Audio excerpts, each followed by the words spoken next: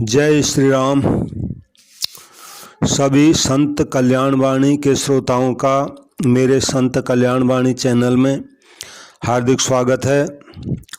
सबसे विनती है, कृपया अगर आपने इस चैनल को अभी सब्सक्राइब नहीं किया तो मेरे चैनल को सब्सक्राइब करें। संतों की वाणी है, लाइक करें और इसको शेयर ज़रूर करें। तो आज पूज्य महाराज जी सरदेव स्वामी राम सुखदास जी महाराज जी का एक प्रवचन है, मृत्यु के भय से कैसे बचें। मृत्यु के भय से कैसे बचें, इस विषय पर उनका प्रवचन है। तो मैं ये आपके सामने रख रहा हूँ। तो पूज्य महाराज जी की वाणी में आया है, संसार के संपूर्ण दुखों के मूल में सुख की इच्छा है। बिना सुख इच्छा के कोई दुख होता ही नहीं। ऐसा होना चाहिए और ऐसा नहीं होना चाहिए, इस इच्छा में ही संपूर्ण दुख है। मृत्यु के समय जो भयंकर कष्ट होता है वह भी उसी मनुष्य को होता है जिसमें जीने की इच्छा है, क्योंकि वह जीना चाहता है और ज़बरदस्ती मरना पड़ता है। अगर जीने की इच्छा न हो तो मृत्यु के समय कोई कष्ट नहीं होता। प्रत्युत जैसे बालक से जवान और जवान से बूढ़ा होने पर, अर्थात बालकपन और जवानी छूटने पर कोई कष्ट नहीं होता, ऐसे ही शरीर छूटने पर भी कोई कष्ट नहीं होता। बड़ा सुंदर उदाहरण दिया, यानी कष्ट होता ही नहीं। गीता जी में आया है, देहिनोस्मित यथा देहे कौमारं यौवनं जरा तथा देहांतर प्राप्तिर धीरस्तत्र न मुह्यति। गीता जी के दूसरे अध्याय का 13वां श्लोक है ये। इसका अर्थ है, देहधारी के इस मनुष्य शरीर में जैसे बालकपन, जवानी और वृद्धावस्था होती है, ऐसे ही देहांतर की प्राप्ति होती है। उस विषय में धीर मनुष्य मोहित नहीं होता। वासांस जीर्णानि यथा विहाय नवानि गृह्णाति नरोपराणि तथा शरीराणि विहाय जीर्ण न्यन्यानि संयाति नवानि देहि। दूसरे अध्याय का 22वां श्लोक है।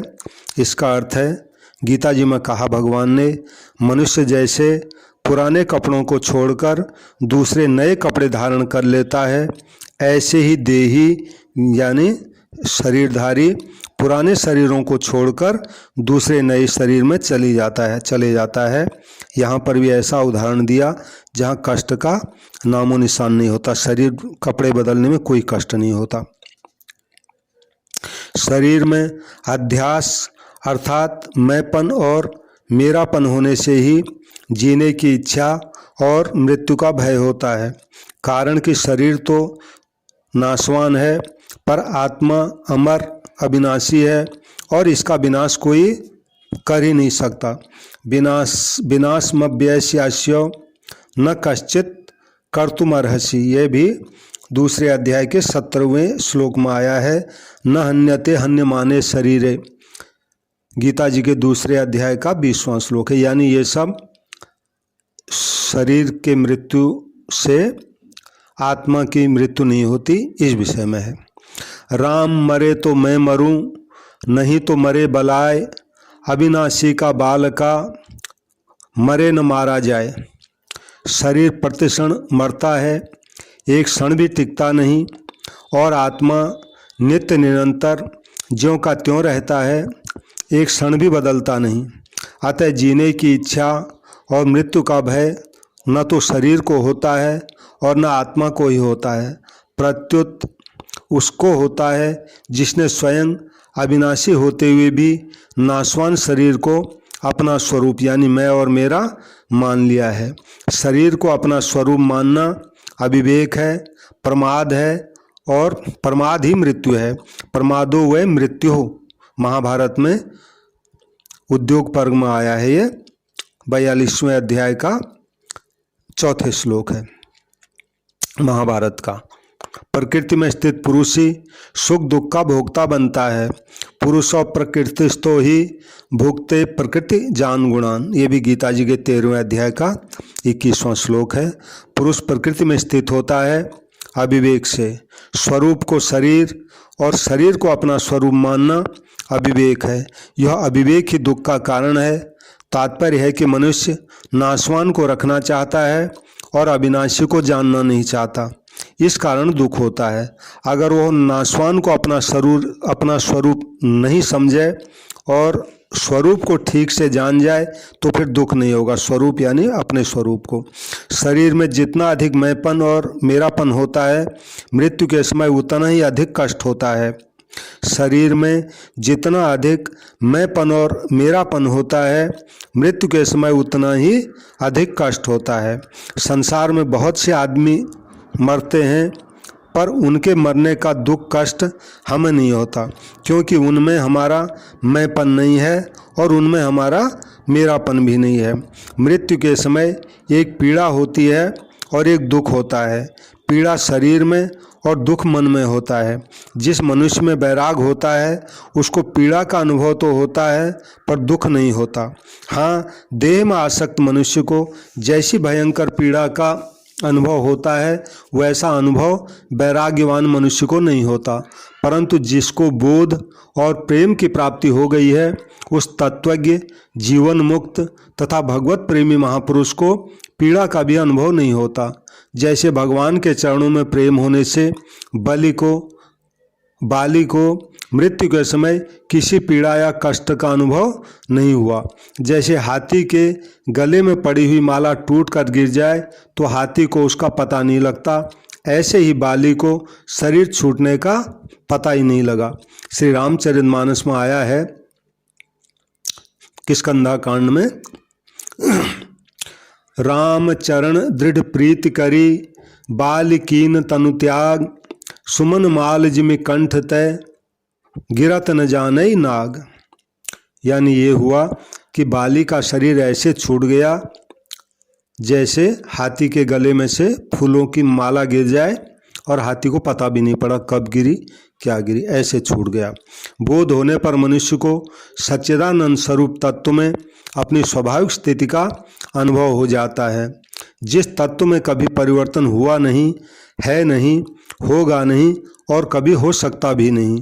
प्रेम की प्राप्ति होने पर मनुष्य को एक विलक्षण रस का अनुभव होता है, क्योंकि प्रेम प्रतिक्षण वर्धमान होता है। बोध और प्रेम की प्राप्ति होने पर मृत्यु में भी आनंद का अनुभव होता है, कारण कि मृत्यु के समय तत्वज्ञ पुरुष एक शरीर में आबद्ध न रहकर सर्वव्यापी हो जाता है और भगवत प्रेमी पुरुष भगवान के लोक में भगवान की सेवा में पहुंच जाता है। जिनका शरीर में मैं मेरापन नहीं मिटा है उनको भी मृत्यु में, कष्ट में, सुख का अनुभव हो सकता है। जैसे शूरवीर सैनिक में वीर रस का स्थायी भाव, उत्साह रहने के कारण शरीर में पीड़ा होने पर भी उसको दुख नहीं होता, प्रत्युत अपने कर्तव्य का पालन करने में एक सुख होता है। उसमें इतना उत्साह रहता है कि सिर कट जाने पर भी वह शत्रुओं से लड़ता रहता है। खुदीराम बोस को जब फांसी का हुक्म हुआ था तब अपने उद्देश्य की सिद्धि से हुई प्रसन्नता के कारण उसके शरीर का वजन बढ़ गया था। स्त्री को प्रसव के समय बड़ा कष्ट होता है, परंतु पुत्र मोह के कारण उसको दुख नहीं होता, प्रत्युत एक सुख होता है जिसके आगे प्रसव की पीड़ा भी नगण्य हो जाती है।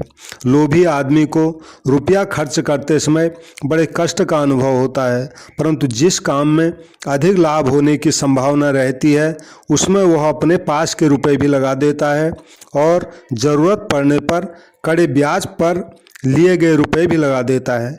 लाभ की आशा से रुपए लगाने में भी उसको दुख नहीं होता। तपस्वी लोग गर्मियों में पंचाग्नि तपते हैं तो शरीर को कष्ट होने पर भी उनको दुख नहीं होता, प्रत्युत तपस्या का उद्देश्य होने से प्रसन्नता होती है। विरक्त पुरुष के पास स्त्री, पुत्र, धन, मकान आदि कुछ नहीं होने पर भी उसको उनका अभाव रूप से अनुभव नहीं होता, अतः उसको दुख नहीं होता, प्रत्युत सुख का अनुभव होता है। इतना ही नहीं, बड़े बड़े धनी राजा महाराजा भी उसके पास जाकर सुख शांति का अनुभव करते हैं। इस प्रकार जब शरीर में मैं मेरापन मिटने से पूर्व में भी मृत्यु में इस प्रकार जब शरीर में मैं मेरापन मिटने से पूर्व भी मृत्यु में कष्ट में सुख का अनुभव हो सकता है, तो फिर जिनका शरीर में मैं मेरापन सर्वथा मिट गया है उनको मृत्यु में दुख होगा ही कैसे। निर्मम निरहंकार होने पर दुख का भोगता ही कोई नहीं रहता, फिर दुख भोगेगा ही कौन।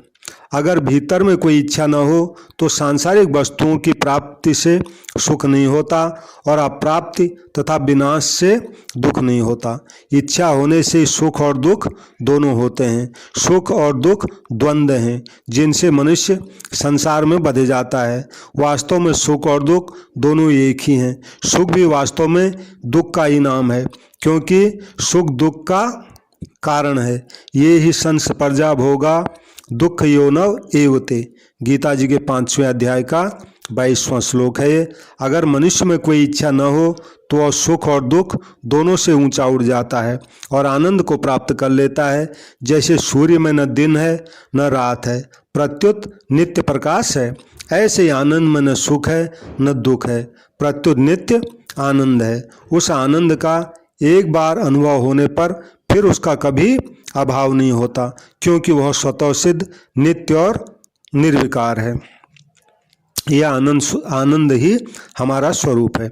अगर सब इच्छाओं की पूर्ति संभव होती तो हम जीने की इच्छा पूरी करने का उद्योग करते, और अगर मृत्यु से बचना संभव होता तो मृत्यु से बचने का प्रयत्न करते।